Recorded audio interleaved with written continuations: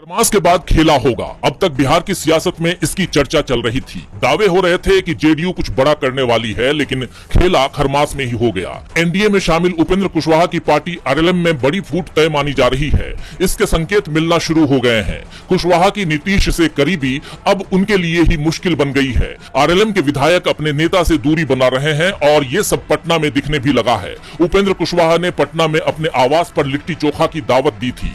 नेताओं और पत्रकारों को बुलाया था। पार्टी के सभी विधायकों को न्योता दिया था। व्यक्तिगत रूप से फोन करने की भी खबर सामने आई थी। आने को कहा गया था, लेकिन सिर्फ आरएलएम विधायक स्नेहलता ही पहुंची, जो उपेंद्र कुशवाहा की पत्नी है। बाकी के 3 विधायक माधव आनंद, रामेश्वर महतो और आलोक सिंह ने कुशवाहा की पार्टी का बहिष्कार कर दिया।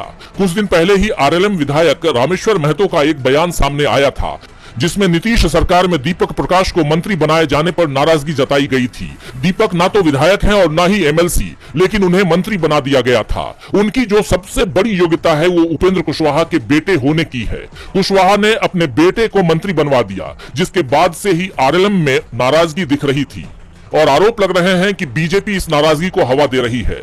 इसीलिए आरएलएम विधायक उपेंद्र कुशवाहा की पार्टी में जाने की जगह बीजेपी के कार्यकारी अध्यक्ष नितिन नबीन से मिलने दिल्ली पहुंच गए। इन विधायकों ने नितिन नबीन से न सिर्फ मुलाकात की, बल्कि इस मुलाकात की तस्वीरें शेयर भी की हैं। फेसबुक पोस्ट में माधव आनंद ने लिखा, भारतीय जनता पार्टी के नवनिर्वाचित राष्ट्रीय कार्यकारी अध्यक्ष नितिन नबीन से उनके पदभार ग्रहण के उपरांत औपचारिक एवं शिष्टाचार भेंट कर उन्हें हार्दिक बधाई एवं शुभकामनाएं दी। इस अवसर पर बाजपट्टी के विधायक रामेश्वर महतो, दिनारा के विधायक आलोक सिंह भी उपस्थित रहे। हम सभी ने उनके नए दायित्व के सफल एवं प्रभावी निर्वहन हेतु शुभेच्छाएं व्यक्त की। तो माधव आनंद की पोस्ट से सवाल खड़े हो रहे हैं कि क्या बीजेपी के पास खबर है कि खरमास के बाद नीतीश पाला बदलने वाले हैं। नीतीश के साथ उपेंद्र कुशवाहा भी पाला बदल सकते हैं। चिराग और मांझी तो केंद्र में मंत्री बने हुए हैं। कुशवाहा के पास ऐसा कुछ भी नहीं है जो पाला बदलने के बाद उनके हाथ से चला जाएगा। राज्यसभा की एक सीट है, उसका कार्यकाल भी अप्रैल 2026 तक ही है। इसके बाद वो कुर्सी भी चली जाएगी। ऐसे में नीतीश जहां जाएंगे, कुशवाहा भी वही जाएंगे। खरमास खत्म होने में 20 दिन का समय है और बीजेपी उससे पहले ही खेल करने में जुट गई है और निशाने पर उपेंद्र कुशवाहा की पार्टी आ गई है। देश दुनिया में 25 दिसंबर को क्रिसमस मनाया गया। देश में इस मौके पर जहां एक तरफ पीएम मोदी ने दिल्ली के चर्च में जाकर प्रार्थना की, तो वहीं देश के तमाम हिस्सों से बीजेपी से जुड़े संगठनों की तरफ से हिंसा और उपद्रव की खबरें सामने आई। असम के नलबाड़ी में बजरंग दल के कार्यकर्ताओं ने सेंट मैरी इंग्लिश स्कूल में तोड़फोड़ की। उन्होंने शीतकालीन अवकाश के दौरान स्कूल परिसर में घुसकर क्रिसमस की सजावट को बर्बाद किया और एडमिशन बैनरों को आग के हवाले कर दिया। नलबाड़ी के एसएसपी विवेकानंद दास के मुताबिक इन तत्वों ने स्थानीय बाजार में सांता क्लॉज की टोपियां और मास्क भी जलाए। वहीं दूसरी तरफ उत्तर प्रदेश के बरेली में भी चर्च के बाहर हनुमान चालीसा का पाठ करने का वीडियो सामने आया। बीजेपी शासित दूसरे राज्यों से भी इस तरह की तस्वीरें सामने आई। इसे लेकर विपक्ष की प्रतिक्रिया सामने आई है। पार्टी प्रवक्ता पवन खेड़ा ने इसे लेकर कहा, रामनवमी और हनुमान जयंती पर ये लोग मस्जिदों के बाहर जाकर डीजे बजाते हैं, उकसाने वाले गाने बजाते हैं। क्रिसमस पर ये लोग चर्च के बाहर हनुमान चालीसा पढ़ते हैं, सांता क्लॉज की टोपी खींचते हैं, तोड़फोड़ करते हैं। कौन है ये मूर्ख? ये संघ द्वारा लगाए जहरीले बीजों से निकली खरपतवार है।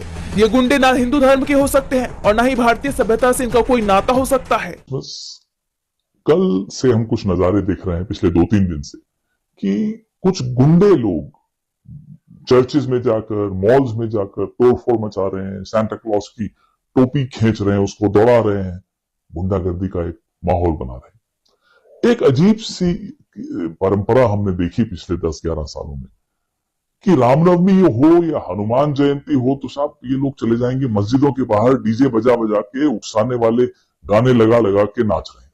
इन घटनाओं ने धार्मिक स्वतंत्रता के संवैधानिक अधिकार पर सवाल खड़े कर दिए हैं। आम आदमी पार्टी के सांसद संजय सिंह ने सही कहा कि ऐसी घटनाएं अंतर्राष्ट्रीय स्तर पर भारत की छवि को धूमिल करती हैं। वहीं जमात-ए-इस्लामी हिंद ने भी अल्पसंख्यकों की सुरक्षा को लेकर चिंता जताई है। वहीं पीएम मोदी के चर्च जाने को लेकर भी राजनीति तेज हो गई है। दरअसल केरल में अगले साल विधानसभा चुनाव है और वहां 18% की आबादी ईसाइयों की है। राजनीतिक जानकार मान रहे हैं कि मोदी का चर्च जाना इसी रणनीति का हिस्सा है। वहीं दूसरी तरफ क्रिसमस पर मचे इस बवाल को लेकर बीजेपी के दोहरे रवैये पर कई सवाल। महाराष्ट्र बीजेपी का अंदरूनी टकराव अब खुलकर सामने आ गया है। मामला चंद्रपुर में पंडित दीनदयाल उपाध्याय कैंसर अस्पताल के उद्घाटन से जुड़ा है। इस कैंसर अस्पताल का उद्घाटन आरएसएस प्रमुख मोहन भागवत के हाथों होना तय था, लेकिन उद्घाटन से पहले ही पार्टी के सीनियर नेता सुधीर मुनगंटीवार ने चंद्रपुर के विधायक किशोर जोरगेवार को कटघरे में खड़ा कर दिया। उन्होंने आरोप लगाया कि किशोर जोरगेवार ने जिलाधिकारी को चिट्ठी लिखकर इस कार्यक्रम को रुकवाने की कोशिश की। मुनगंटीवार ने सार्वजनिक मंच से सवाल उठाया कि आखिर संघ प्रमुख के कार्यक्रम से अपनों को ही क्या परहेज है। मुनगंटीवार ने बिना नाम लिए देवेंद्र फडणवीस पर भी तंज कसा। उन्होंने कहा कि जिस विधायक का स्वागत खुद देवेंद्र फडणवीस ने पार्टी में किया था, वही विधायक अब विकास कार्यों और संघ के कार्यक्रमों में रोड़े अटका रहा है। दरअसल चिट्ठी में पानी की कमी और स्टाफ की अनुपलब्धता जैसी शिकायतें कर 280 करोड़ रुपए के प्रोजेक्ट पर सवाल खड़े किए गए थे। मुनगंटीवार ने याद दिलाया कि इस अस्पताल का उद्घाटन मोहन भागवत से कराना रतन टाटा का सपना था। इस विवाद ने महाराष्ट्र बीजेपी की गुटबाजी को सभी के बीच लाकर रख दिया है। राजनीतिक गलियारों में चर्चा है कि क्या बीजेपी के केंद्रीय नेतृत्व का अपने ही विधायकों पर कोई कंट्रोल नहीं है, या फिर ये स्थानीय वर्चस्व की जंग है जो अब संघ की दहलीज तक जा पहुंची है। महाराष्ट्र की राजनीति में इस लेटर वॉर की चर्चा तेज हो गई है।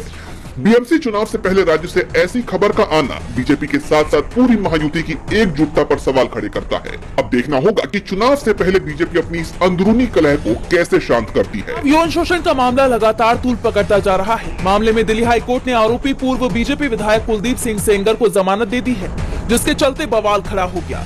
वहीं अब ये मामला सुप्रीम कोर्ट जा पहुंचा है। सेंगर की जमानत को सीबीआई ने सुप्रीम कोर्ट में चुनौती दी है। एडवोकेट अंजलि पटेल और पूजा शिल्पकार ने अदालत में याचिका दायर कर हाईकोर्ट के आदेश पर रोक लगाने की मांग की है।